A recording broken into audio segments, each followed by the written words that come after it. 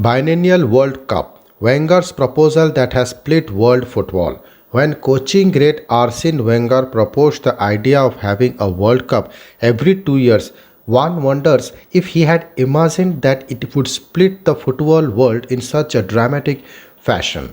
Asia and Africa on one side, Europe and South America on the other. Some of the game's legends on one side, a few current stars on the other. At the center of the incoming storm is FIFA. Feeling the threat of being swept aside is UEFA, the body that controls the game in Europe and the nerve center of the world football. When coaching great Arsene Wenger proposed the idea of having a World Cup every 2 years, one wonders if he had imagined that it would split the football world in such a dramatic fashion. On the face of it, this seems like a straightforward debate, but scratch the surface and multiple layers emerge, the most crucial being the enduring power struggle between FIFA and UEFA. Money matters. FIFA and Wenger, while proposing this idea, said the fans would be more interested in watching meaningful matches, which might be true given that more than a billion people watched the 2018 World Cup final between France and Croatia. They have also claimed that the players would like more chances to play in a World Cup. Critics, however, have constantly pointed at a third element, which they allege is the main motive behind this move. All about money, Liverpool manager Jurgen Klopp said recently. FIFA raised approximately 6 billion in revenue from 2018 World Cup. This money was generated by selling broadcast rights, tickets and sponsorship. FIFA hopes that instead of having just one World Cup in 4 years, conducting two during the same period would double its income. Power struggle. This is where the clash of power between FIFA and UEFA takes place. FIFA, as the Financial Times noted, is challenging clubs and leagues for a larger share of profits as the sports continues to grow.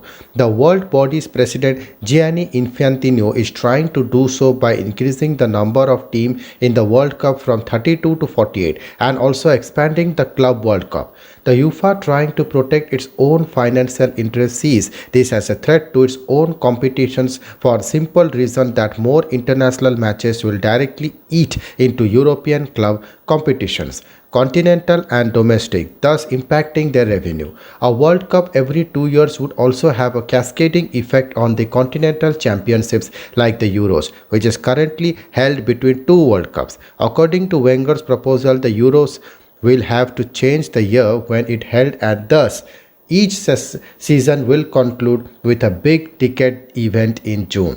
As Reuters explained, for example, in 2028 there would be a World Cup, in 2029 there would be a European Championship and similar continental competitions around the world. Then in 2030 there would be the next World Cup.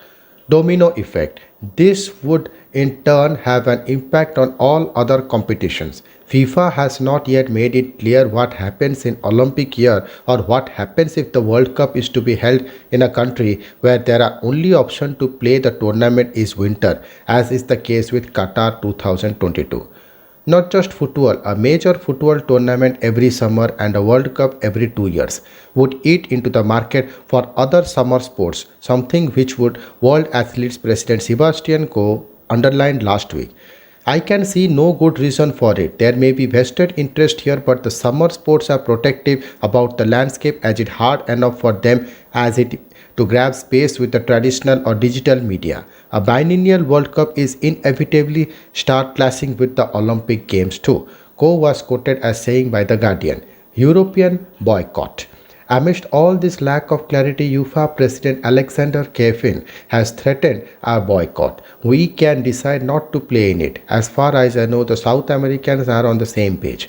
So good luck with the World Cup like that, Seferin told the Times. South American Confederation hasn't publicly spoken about a boycott yet, but has also opposed the idea. However, if Europe does, a Seferin has threatened a far-fetched scenario at the moment, but a situation that would escalate anytime. It would take all the sheen away from the World Cup, Given that European teams have won all but one edition since 1998, also have the highest representation in the semi-finals. So far, only Asia and Africa and two confederations that have heavily on FIFA money have opened back the idea. Or to be precise, just a handful of Asian countries, Nepal, Bangladesh, Sri Lanka, and Maldives, that have not come close to qualifying for the World Cup. Saudi Arabia set the ball rolling in this debate by formally putting forward this proposal of FIFA Congress this year.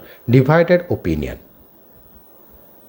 There's a split among players and managers as well. Last week, several of the game's legends gathered in Qatar and backed the idea. If you ask Messi or Cristiano Ronaldo if they would love to have more opportunities to win the World Cup, I'm sure they had said yes. Brazilian World Cup winner Ronaldo said in a press conference on Friday. Messi and Cristiano haven't spoken on the issue, but Gareth Bale, one of the stars of this generation, did not seem too enthused. I don't like every 2 years. I feel it loses that bit of history. The fact it's over 4 years and it's long time until the next one makes it a bit more prestigious, Bale has quoted as saying by Reuters.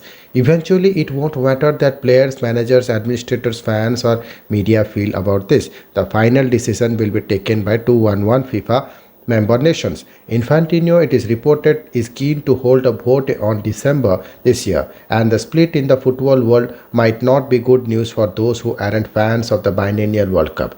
Europe and South America, the only confederations who have been vocal against the idea, have a total of 65 votes between them. If Asia, Africa, and Americas vote in favor of the idea, none of the voices against the proposal would matter. Thank you.